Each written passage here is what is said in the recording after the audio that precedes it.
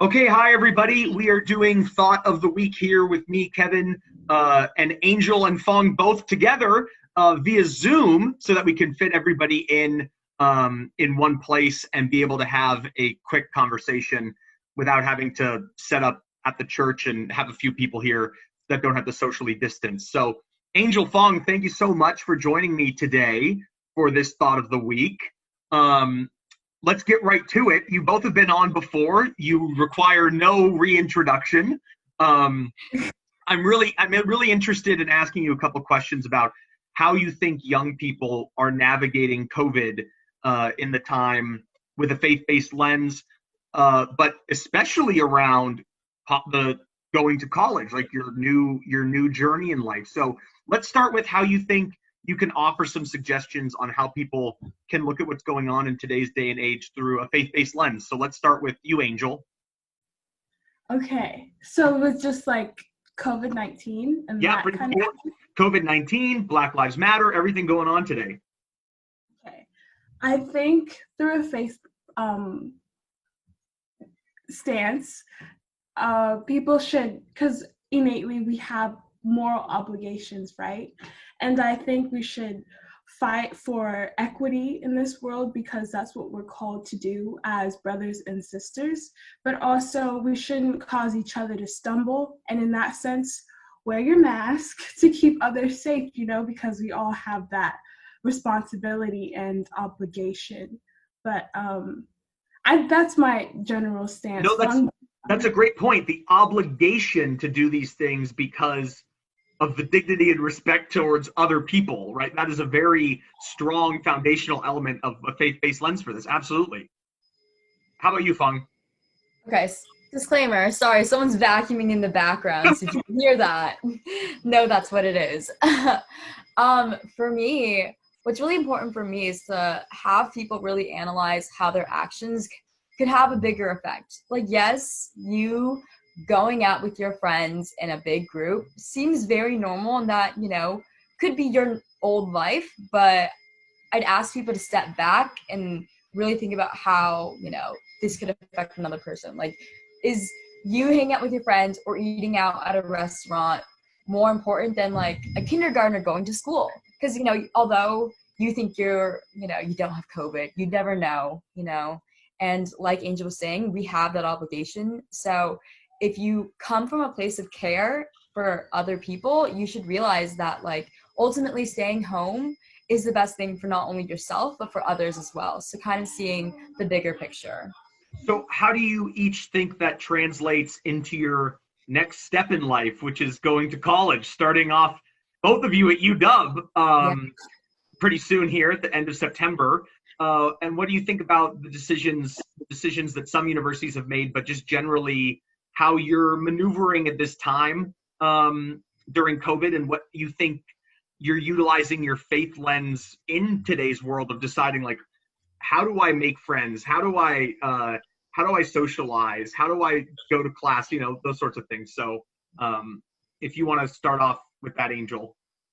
Okay, I think the first step is to maintain your distance from others and follow the protocol that UW has, or like, any law has said, listening to our public health officials, understanding what we need to do to make sure others are safe. I know I would just be in my dorm most of the time, and if I do go outside, wear my mask, make sure I maintain distance, but only go outside when it's necessary. And as for making friends, I think, with social media, we could make our way around it and, maybe like slipping a note under the different like dorms that are around me and trying to connect with my classmates and my peers in a more unconventional way, but we could still, make connections and get to know each other around following the guidelines. That's good. That's so staying inside the rules and the guidelines. Number one. Okay, how about you, Fung? Um, it's really hard because obviously everybody has a different situation. Maybe their home life isn't the best, so dorming for them is the best idea, not only for their mental health, but for their physical health, maybe. And I also think it just depends on the individual. Like if you are the type of person that like if you go to the dorms, like you don't think you could handle staying in, you know, like you think you would give into that temptation, maybe think twice about dorming and, you know, not even putting yourself in that situation where you could harm others, you know. So that's what I would say, and really just look at your situation and look at what's not only best for you, but best for like your family or, you know, just the campus as a whole. So that's what I would say. So in today's New Testament reading, Jesus talks about practicing what you preach. Sort of that famous idiom people use, but literally he says it in the gospel today, practice what you preach. What do you think Catholics can do in today's world, in COVID world, thinking about going back to school and slowing the spread and all these things? What should Catholics be practicing more than we're preaching during these COVID times? I have one. Go ahead, Phuong. That pops right into my mind. Not to throw any shade, but at Mass, I've noticed that, yes, I understand people, you know, they want to go to Mass and they want to, you know, hear the gospel, but also at the same time, maintain a distance. It's nice to see your parishioners, but we still need to maintain a distance, especially when you're getting Eucharist. Like, it's, you know, easy to fall into old tendencies and like go back to back, but we really shouldn't. And we should really keep our masks on all throughout Mass. Yes, we're distanced, but it's still better to be safe and sorry. So that's what I would have to say first. I haven't been to Mass yet, so it's interesting hearing your perspective and understanding how it is in person. I can't think of anything concrete. I just think of like the idea of being selfless and not to just think of yourself only, but to think of others. And as Phuong was saying, how your actions have impacts on others' health and well-being. So in that itself, we should take that responsibility, not lightly, but, you know, every day it's an active decision. So. No, absolutely. An active decision to want to ensure the respect and dignity of the life of whoever you're around, right? Like, wear your mask, socially distance, care about the other person.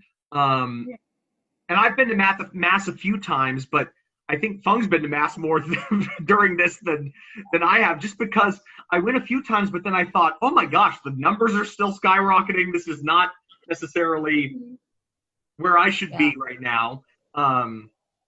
But it's definitely been missed, you know, like I miss going, of course, every weekend, and sometimes every day. But when do you think you'd feel safe to go again, Angel? I think when we get the okay that not only are we plateauing, but we're on a downcrease of cases, and that we're in a phase where it'd be safe enough to go, that I'm not jeopardizing, you know, my own health and the health of others. Because I understand at St. Francis, the demographic are mostly people who are compromised to this disease. So it's not really fair for me to, you know, try and go. Maybe I went to the grocery store and someone was there and they had, you know, contact with someone with COVID-19, and then I'm asymptomatic, and then I go and I give it to people who may suffer from this disease. So that's just my thinking.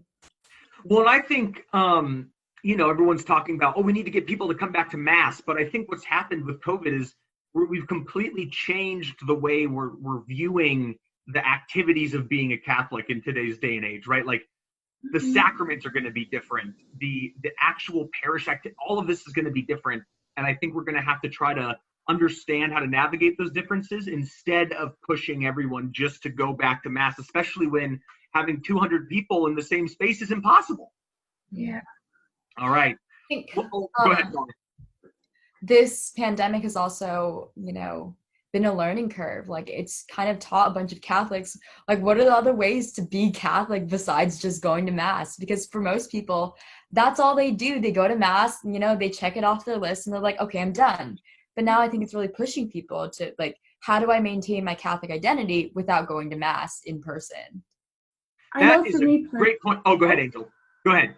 I was gonna say, for me personally, I've kind of adopted the mindset how relationship with God is much more important to me, and building, like, knowing who God is, you know, and reading my Bible, really studying it to understand it for myself, rather than just wait for the first reading, second reading, and then the gospel and say, okay, I'm done for the week. But no, every day, do something small and get to know God for myself. That is, you two just brought up such a great point, and that we could spend hours talking about, which we should return to, which is this concept of what is now, what are people doing now that isn't just mass, or, you know, how are we giving ourselves sort of this flourishment at a time where we can't have it physically, but we can do something that enhances our spiritual life even more. So absolutely, Angel, like, I've had a rededication to scripture too. It's been kind of like, oh, well, I can't get it at mass, I need to get it on my own, and I need to do more reflection and contemplation on my own, right? Phuong, for you, you've been going to mass, but like, is there one thing you want to say, one new thing you've been doing that you think has been strengthening your faith life? Yeah, so my family has adopted like praying at night together as a family, and then we all read a scripture together, and then we kind of like think about it, we talk about it, then we go to bed. And it's been nice, a nice new ritual, you know? Yeah, good family time. Yeah. Well, perfect. Ladies, thank you so much for joining me for this thought of the week. I think next week we'll just continue this last topic, because there's so much to be said about these things.